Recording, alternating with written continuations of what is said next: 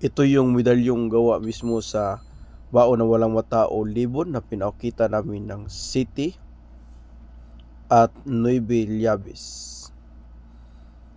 Ito yung isa sa mga nitampok sa vlog ko na tungkol sa ambush survivor. Ganito kasi ang kanyang tangan nung panahong na-ambush siya at hiwalang sa kanilang lahat siya lamang ang natira.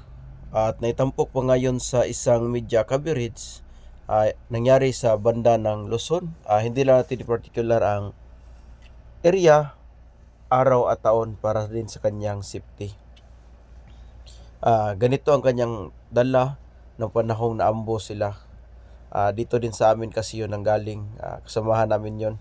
Tapos, ang mahiwagang nangyari sa kanya o kakaibang nangyari sa kanya, sa kadami-dami ng tama ng baril sa kanilang sasakyan at ubos lahat ng kanyang kasamahan, siya lamang po ang natira sa ayon na siguro na hindi pa niya oras.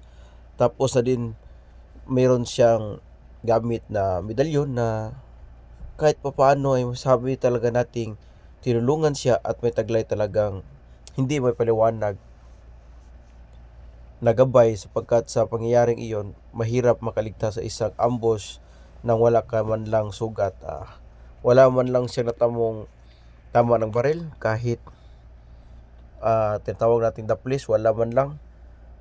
Tapos doon lang siya napindaw nung yung sa amin binunalan ng kanyang ulo, yung pinaghahampas ang kanyang ulo ng bat ng baril. Kasi ayon sa kanya, nung finishingan na sila, parang ayaw putok ng baril sa kanya, kaya yun pinapalo-palo ang kanyang ulo hanggang sa mahimatay na siya.